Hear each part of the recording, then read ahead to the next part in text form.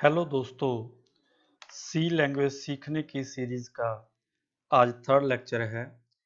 इस लेक्चर में हम आज सीखेंगे क्या सी लैंग्वेज की प्रोग्राम फाइल यानी सोर्स कोड को हार्डवेयर सीधे ही समझ पाता है या नहीं।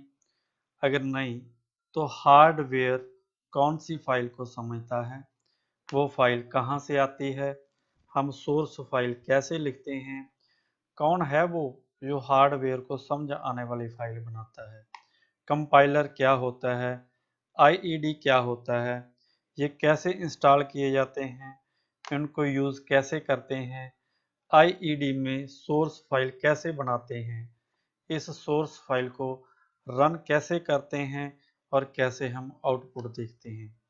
जब भी हम सोर्स कोड की फाइल बनाते हैं तो वो हाई लेवल लैंग्वेज होती है, परंतु हार्डवेयर लो लेवल लैंग्वेज यानी 0 एंड 1 को ही समझता है।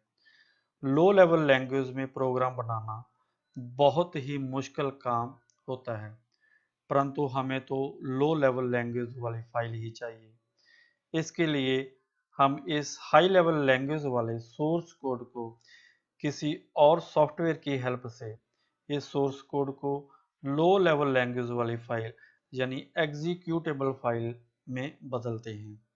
सोर्स कोड वाली फाइल को एग्जीक्यूटेबल में बदलने वाले इस सॉफ्टवेयर को हम कंपाइलर कहते हैं। जैसे हम स्क्रीन पे देख रहे हैं कि एक सी लैंग्वेज के सोर्स कोड की फाइल जिसका नाम हमने सोर्स डॉट सी रखा है, और कंपाइलर जब उसे कंपाइल करता है तो उसी फाइल को उसकी एक कॉपी बना देता है, परंतु उसमें लो लेवल लैंग्वेज के कोड लिखे होते हैं। जो भी इंस्ट्रक्शंस होती हैं उसको वो कन्वर्ट कर देता है लो लेवल लैंग्वेज में, और उस फाइल का नाम वही रखता है जो हमने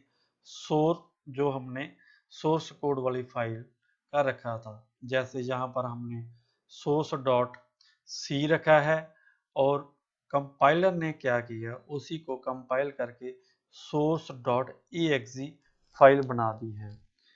यही एग्जीक्यूटेबल फाइल ही सॉफ्टवेयर है जो किसी भी कंप्यूटर पर हम रन कर सकते हैं। इसी एग्जीक्यूटेबल फाइल को ही कंप्यूटर हार्डवेयर समझता है। जब भी हम सी लैंग्वेज की प्रोग्रामिंग का सोर्स कोड लिखना होता है तो उसको हम डॉस एडिटर में लिख सकते हैं, cmd डॉस कमांड प्रॉम्प्ट में कॉपी कॉन कमांड की सहायता से लिख सकते हैं, या फिर नोट पैड में भी लिख सकते हैं। हम किसी भी तरीके से लिखें, परंतु इस सोर्स कोड फाइल को हमेशा डॉट सी एक्सटेंशन लगानी होती है। जब भी हम सेव करें तो उसे कोई भी नाम हम दे सकते हैं प्राइमरी। जैसे यहाँ पर हमने सोर्स दिया है, आप कोई भी सूटेबल नाम, जिस पर्पस के लिए आप कोई फाइल बना रहे हैं वैसा सूटेबल नाम दीजिए, परंतु उसकी एक्सटेंशन डॉट सी ही देनी होती है। सी लैंग्वेज के प्रोग्राम को हमेशा सी एक्सटेंशन ही लगाई जाती है। इस सी की प्रोग्राम फाइल को हमें सी कंपाइलर से कंपाइल करवाकर इसकी एग्जीक्यूटेबल फाइल बनाते हैं। फिर इस एग्जीक्यूटेबल फाइल को हम cmd डॉस पर ही रन करते हैं और आउटपुट देखते हैं, परंतु प्रैक्टिकल रूप में ये काम थोड़ा मुश्किल और टाइम कंज्यूमिंग होता है। जैसे हम कॉपी कमांड में यूज करके कोई सोर्स कोड फाइल बनाएं तो उसमें चेंजेस करनी है, वो बहुत मुश्किल होती हैं। तो फिर हम डॉस एडिटर या नोट पैड में भी बना सकते हैं, परंतु हमारे पास और सुविधाएं भी हैं जो काम को आसान बना देती हैं। वो है आईईडी यानी इंटीग्रेटेड डेवलपमेंट एनवायरनमेंट। आईडीई हमें प्रोग्राम लिखने की भी सहूलियत देता है और उसमें चेंज करने की या कोई हमने मॉडिफिकेशंस करनी है प्रोग्राम में उसकी सहूलियत भी देता है, और प्रोग्राम को एग्जीक्यूटेबल फाइल बनाने की जैसे कंपाइल करने की सहूलियत भी देता है, और उस फाइल को रन कराकर उसका आउटपुट देखने की सहूलियत भी देता है। जब भी कंपाइलर इस सोर्स कोड वाली फाइल को कंपाइल करता है तो वो आईडी में उसकी एरर भी शो करता है, तो हम उस आईडीई की सहायता में उस सॉफ्टवेयर पर जाकर हम एरर्स रिमूव कर सकते हैं। हमारे पास बहुत सारे आईडीई हैं, उनमें कुछ प्रमुख है जैसे Turbo C, emulated C plus plus, DOSBox, Dev C plus plus, Code Blocks. Turbo C बहुत पुराना हो चुका है, विंडोज़ के लेटेस्ट वर्जन के साथ ये अच्छे से काम नहीं करता। एमुलेटेड सी प्लस प्लस या डॉस बॉक्स में भी हम टर्बो सी को यूज़ कर सकते हैं। देव सी प्लस प्लस और कोड ब्लॉक्स भी हम सोर्स कोड लिखने, कंपाइल करने और रन करने के लिए यूज़ करते हैं। इनको हम विंडोज़ के लेटेस्ट वर्जन में यूज़ करते हैं। इस सीरीज़ में हम कोड ब्लॉक्स को यूज़ करना सीखेंगे, तो जानते हैं कैसे कोड ब्लॉक्स को डाउनलोड करते हैं और इसे इंस्टॉल कैसे करते हैं। तो फिर अंत में जानेंगे हम इसे यूज़ कैसे करते हैं। आइए जानते हैं कि कोड ब्लॉक्स को कैसे डाउनलोड किया जाता है। आप अपने कंप्यूटर पे अपना वेब ब्राउज़र खोलिए और गूगल पे जाइए। गूगल पर लिखें डाउनलोड कोड ब्लॉक्स। यहाँ पर हम लिख सकते हैं download code blocks for Windows. यहाँ पर क्लिक करें तो हमारे पास कोड ब्लॉक्स की ये वेबसाइट आ जाएगी। यहाँ पर हम क्लिक करें। क्लिक करने के बाद हमारे यहाँ पर आ जाएगा ये वाली वेबसाइट में डाउनलोड में जाइएगा और डाउनलोड में जाते जहाँ पर हम नीचे जाएंगे तो हमारे पास ये आएगी बाइनरी रिलीजेस। हम यहाँ पर क्लिक करेंगे और क्लिक करने के बाद हमारे पास ये स्क्रीन आएगी। इस स्क्रीन में हमारे पास लिखा है please select A setup package depending on your platform. हमारे पास विंडोज़ है या लाइनक्स ऑपरेटिंग सिस्टम है या मैक ऑपरेटिंग सिस्टम है, उसके अकॉर्डिंगली हम इसको सेलेक्ट कर सकते हैं।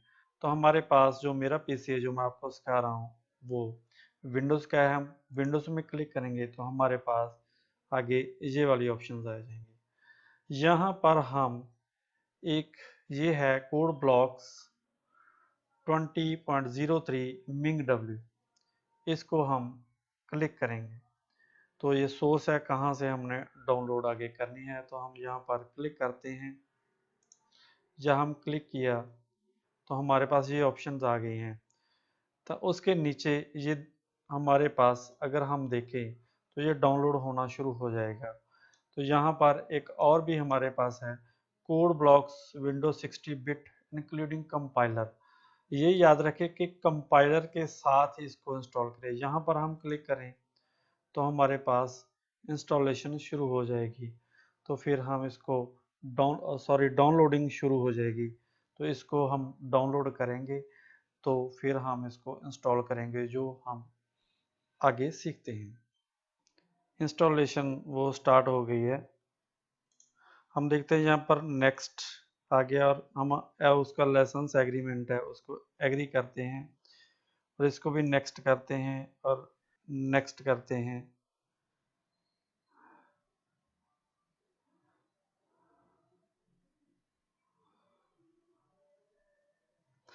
तो ये हमारा कोड ब्लॉक्स है वो इंस्टॉल हो रहा है, तब तक हम थोड़ा सा वेट करते हैं।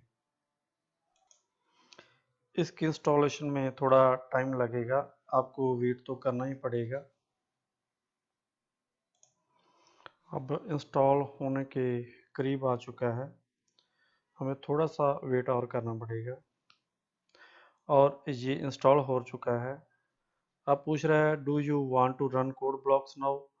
हम नो करेंगे तो वो रन नहीं करेगा, अगर हम यस करते हैं तो वो रन करेगा। चलो हम देखते हैं थोड़ा सा।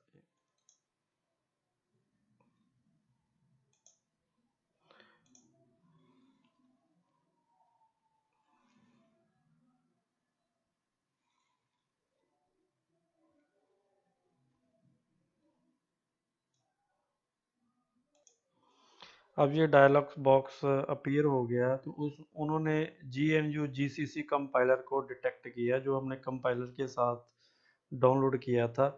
अब हम ओके करते हैं।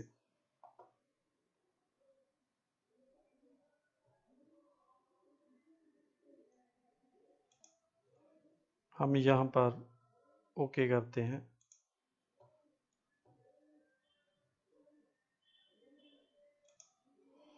और ये स्क्रीन हमारे पास कोड ब्लॉक्स की ओपन हो गई है, जहाँ पर हम अपना प्रोग्राम लिखेंगे और रन करेंगे। हम देखेंगे, दिखाएंगे आपको कि आगे हम कैसे इसे यूज़ करते हैं। हम जब प्रोग्राम बनाएंगे और उसको कंपाइल करेंगे और रन करेंगे।